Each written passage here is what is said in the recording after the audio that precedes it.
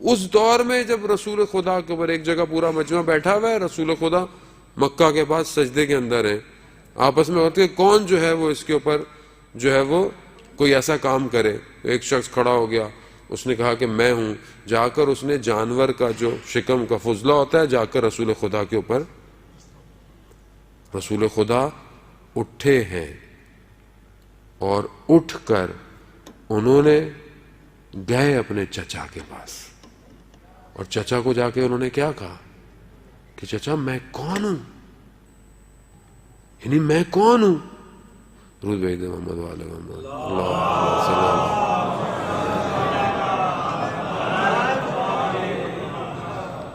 میں کون ہوں؟ کہا کیوں؟ کہا یہ میرے ساتھ کیا ہوا. تلوار نکالی حضرت ابو طالب نے، وہاں جا کر گئے اور پورے اس مجمع میں پوچھا کس نے یہ کام کیا تھا. جب اس شخص کا کام کیا، اس کے سر پہ اسی پتھر سے ضربت لگائی.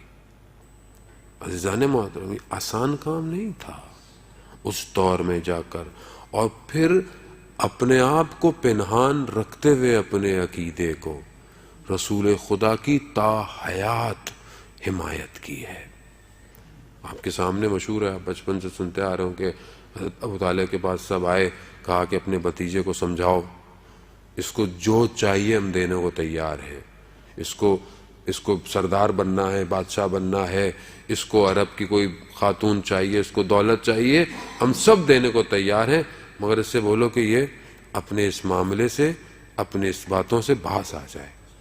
تو رسول خدا کے پاس جب آئے حضرت ابو طالب، تو جب کہا کہ ایسے کہہ رہے ہیں، تو کہا چچا جان میرے ایک ہاتھ میں سورج رکھ دیں اور میرے ایک ہاتھ میں چاند رکھ دیں، مگر میں پھر بھی اپنے عقیدے سے پیچھے نہیں ہٹوں گا. وہاں پر اس عقیدے کے اوپر آسان نہیں ہے. ابھی 2-3 دن ہم بھوکے ہوں، ہم سے تو روزے نہیں رکھے جاتے. میں اپنی بات کر رہا ہوں، آپ سے کیا کہوں. 3 سال شیب ابی طالب کے اندر ان کو پابندیوں میں رکھا گیا، کھانے اور پینے کو نہیں تھا. عزیزان محترم، میں تبھی کہتا ہوں کہ آنے والی نسلوں کو یہ باتیں بتائیں. رسول نے اپنے شکم پر پتھر باندھے ہیں. یہ اسلام ایسے نہیں پہنچ گیا اتنے آرام سے ہمارے پاس. ہم نے تو انگلی پہ سوئی بھی نہیں چبھائی آج تک اسلام کی خاطر. ذرا سی کوئی کام اگر ہمیں دین کی وجہ سے مشکل پڑ جاتی ہے تو ہماری چیخیں نکل آتی ہیں کہ یہ کیا ہو گیا مولانا صاحب، یہ کیا ہو گیا زندگی میں، وہ کیا ہو گیا. رسول محبوب پروردگار ہے. کنتو کنزن مخفین، حدیث قدسی ہے کہ میں چھپا ہوا خزانہ تھا، میں نے چاہا پہچانا جاؤں، میں نے رسول خدا کو خلق کیا، اس کے نور کو. وہ رسول شکم پر پتھر باندھ کر شیب ابی ابن طالب کے اندر اپنے آپ کو بچا رہا ہے. ہم نے کیا سختیاں جھیلی ہیں. ہمارے زندگی میں ذرا سا امتحان آ جائے ہم سے برداشت نہیں ہوتا، ہماری چیخیں نکل جاتی ہیں، ہم کفر پہ آ جاتے ہیں. ایسی ہستی کہ جس نے اس وقت رسول کو بچایا ہو. عزیزان محترم، آج اس ہستی سے متصل اور توسل کرنے کی رات ہے، کیونکہ اس دور کے اندر حضرت ابو طالب نے اپنے ہر طریقے سے اسلام کی نصرت کی، اور پھر اسی کے فرزند نے ہر دور کے اندر اسلام کی نصرت کی. یہ ایسے نہیں تھا کہ وہاں چھپ کر وہ اسلام کی حمایت کرتے رہے، اور یہاں علی کی تلوار نے معاشرے اور میدان میں کھڑے ہو کر اسلام کی نصرت کی ہے. اور اس کے بعد علی کی اولاد نے ہر دور میں اپنے آپ کو قربان کر دیا، مگر اسلام کے پرچم کو نیچے نہیں ہونے دیا. نعرہ صلوات. اللہم صلی علی محمد. آج روز شہادت تھا، کل شب شہادت تھی، ہمیں توفیق ہوئی آج روز شہادت تھا امام موسیٰ کاظم علیہ السلام کا. اللہم صلی علی محمد و علی محمد.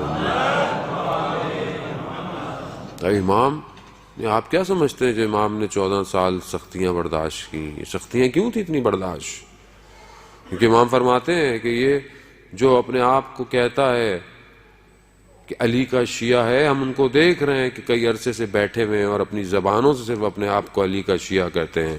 علی کا شیعہ وہ ہے کہ جو اپنے قول اور کردار میں ایک جیسا ہو۔